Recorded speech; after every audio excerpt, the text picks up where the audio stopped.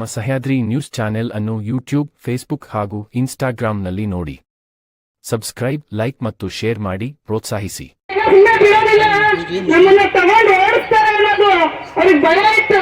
ಹಂಗಾಗಿ ಇಂಡೈರೆಕ್ಟ್ ಆಗಿ ರಾಮ್ಜಿ ಅಂತ ಗೂಡ್ಸೆ ಅವರ ಹೆಸರು ಇನ್ನೊಂದು ರಾಮ್ಜಿ ಅನ್ನೋದನ್ನ ಇಟ್ಟಿದ್ದಾರೆ ಅನ್ನೋ ಒಂದು ವಿಚಾರವನ್ನ ನಮ್ಮ ಯುವ ಕಾಂಗ್ರೆಸ್ನ ಮಿತ್ರ ಹೇಳ್ತಾರೆ.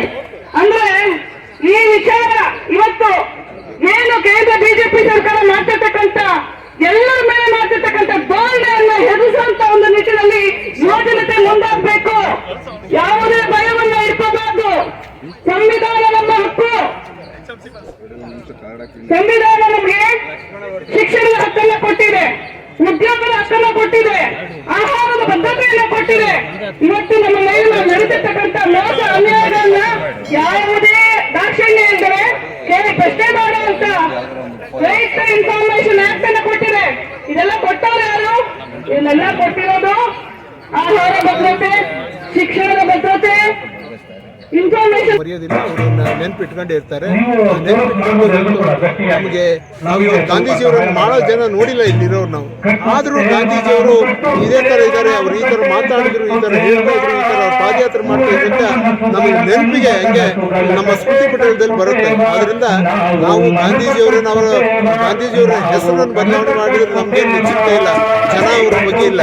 ಆದ್ರೆ ಈ ನಾವು ಬಂದ ಯೋಜನೆಯನ್ನ ರದ್ದು ಮಾಡ್ತಾ ಇದ್ದಾರೆ. ಏನು 60 ದಿನ ಇಂಥ ದಿನ ಕೆಲಸನ ಕೊಡಬಾರ್ದು ಅಂದ್ರೆ ದೊಡ್ಡ ಹಿಡುವಳಿದಾರರು ಏನಿದ್ದಾರೆ ಅವರಿಗೆ ಯಾವಾಗ ಅವರಿಗೆ ಕೆಲಸಕ್ಕೆ ಜನ ಬೇಕೋ ಅಂತ ಸಂದರ್ಭದಲ್ಲಿ ಇವ್ರಿಗೆ ಕೆಲಸ ಕೊಡದೆ ಅರ್ಧ ಕೂಲಿಗೆ ಅವ್ರು ಕೆಲಸ ಮಾಡ್ಕೊಳ್ಳೋದಾಗುತ್ತೆ. ಆಮೇಲೆ ಮತ್ತಿದ್ದು ಶೇಕಡ 90% ಕೇಂದ್ರ ಸರ್ಕಾರದ್ದು, 10% ರಾಜ್ಯ ಸರ್ಕಾರದ್ದು. ಇವತ್ತು ಅದನ್ನು ತೆಗೆದು ಕೇಂದ್ರ ಸರ್ಕಾರ 60%, ರಾಜ್ಯ ಸರ್ಕಾರ 40% ಕೊಡಬೇಕು ಮಾಡಿದ್ದಾರೆ. ಈಗಾಗಲೇ ನಮ್ಮ ದೇಶದಲ್ಲಿ ನಾವು ಎರಡನೇ ದೊಡ್ಡ ರಾಜ್ಯ ನಾವು ತೆರಿಗೆ ಪಾಲನೆ ಕೊಡ್ತಾರೆ. ಆ ತೆರಿಗೆ ಪಾಲನೆ ಕೊಟ್ಟರೆ ನಮಗೆ ₹1 ತೆರಿಗೆ ಹಣವನ್ನು ಕೊಟ್ಟರೆ ಬರೀ 13 ಪೈಸೆ ಮಾತ್ರ ನಮ್ಗೆ ವಾಪಸ್ ಬರ್ತಾ ಇದೆ. ಇನ್ನು ಉಳಿದಂಥ ಹಣವನ್ನು ಅವರು ಎಲ್ಲ ಒಂದು ಕಡೆ ಬಿಹಾರಕ್ಕೋ, ಆಂಧ್ರ ಪ್ರದೇಶಕ್ಕೋ, ಮಧ್ಯಪ್ರದೇಶಕ್ಕೋ, ರಾಜಸ್ಥಾನಕ್ಕೋ ಅಥವಾ ಏನೋ ಹಣವನ್ನು ಕಟ್ಟದೇ ಇರುವಂಥ ಉತ್ತರ ಪ್ರದೇಶಕ್ಕೂ ಕೊಡ್ತಾ ಇದ್ದಾರೆ. ಇವತ್ತು ಮತ್ತೊಂದು ಹೊರೆಯನ್ನು ನಮ್ಮ ಮೇಲೆ ಮಾಡುವಂಥ ಕೆಲಸ ಮಾಡ್ತಾ ಇದ್ದಾರೆ. ಅದರಿಂದ ಇವೆಲ್ಲ ಆಗಬಾರ್ದು.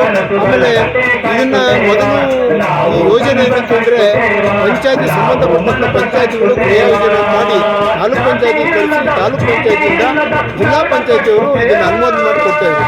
ಇವತ್ತು ಈ ಅನುಮೋದನೆಯನ್ನ ದೆಹಲಿಯಲ್ಲಿ ಅದನ್ನು ಕೇಂದ್ರೀಕೃತ ಮಾಡುವಂಥ ಕೆಲಸವನ್ನು ಮಾಡಿದ್ದಾರೆ. ಇವತ್ತು ಅವ್ರಿಗೆ ಬೇಕಾದರೆ ಕೊಡ್ಬೋದು, ಬೇಡದಿರು ಬಿಡ್ಬೋದು, ಆ ಥರ ಮಾಡಿ ಎಲ್ಲಿ ಅವರ ಆಡಳಿತ ಇರ್ತದೆ ಅಲ್ಲಿ ಮಾತ್ರ ಅವ್ರು ಕೊಡಬೇಕು ಅನ್ನೋ ರೀತಿ ಮಾಡಿದ್ದಾರೆ. ಅದನ್ನು ನಾವು KPCC ಮತ್ತು ನಮ್ಮ AICC ಆದೇಶದ ಪ್ರಕಾರ ಇವತ್ತು ಮೊದಲನೇ ಹಂತ ನಾವು ಉಪವಾಸ ಸತ್ಯಾಗ್ರಹ ಮಾಡ್ತಾ ಇದ್ವಿ. ಈಗ ಎರಡನೇ ಹಂತದಲ್ಲಿ ನಾವು ಪ್ರತಿ ವಿಧಾನಸಭಾ ಕ್ಷೇತ್ರದಲ್ಲಿ 5 ಕಿಲೋಮೀಟರ್ ಪಾದಯಾತ್ರೆ ಮಾಡೋದ್ರ ಮೂಲಕ ಏನು ಈ ನರೇಗಾ ಇದೆ ಅದನ್ನು ಪುನರ್ ಪ್ರತಿಷ್ಠಾಪನೆ ಆಗಬೇಕು, ಅಲ್ಲಿವರೆಗೂ ನಮ್ಮ ಪಕ್ಷದ ಹೋರಾಟ ಮಾಡಬೇಕು ಅಂತೇಳಿ ನಮ್ಮ ವರಿಷ್ಠರು ಆದೇಶ ಮಾಡಿದ್ದಾರೆ. ಆ ಕೆಲಸಕ್ಕೆ ನಾವು ಇಲ್ಲಿದ್ದೀವಿ. ಇವತ್ತು ನಮ್ಮ ಬಹಳಷ್ಟು ನಾಯಕರು ಇವತ್ತು ಬಂದು ಇದರಲ್ಲಿ ಉಪಸ್ಥಿತಿಯಲ್ಲಿ ಭಾಗವಹಿಸ್ತಾರೆ. ಅವರಿಗೆಲ್ಲ ಅಭಿನಂದಿಸ್ತೀನಿ.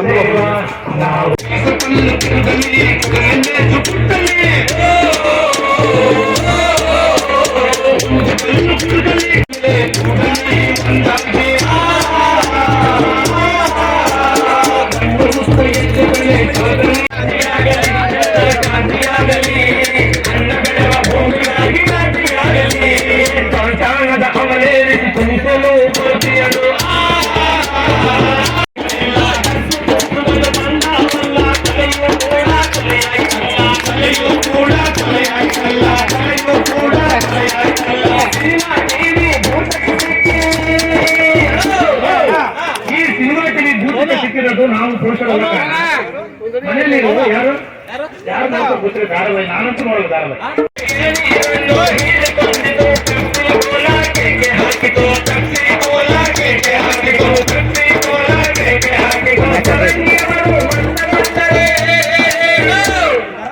ಎಲ್ಲಿಗಾದ್ರೂ ಬರ್ಬೋದು, ಆದ್ರೆ ಶಿವಮೊಗ್ಗ ಜಿಲ್ಲೆಯನ್ನು ಹೊರತುಪಡಿಸಿ ಅಲ್ಲಿಗೆ ಬರೋದಿಲ್ಲ. ಯಾಕಂದ್ರೆ ಗೊತ್ತಿಲ್ಲ ನಾವು ಅದಕ್ಕೆ.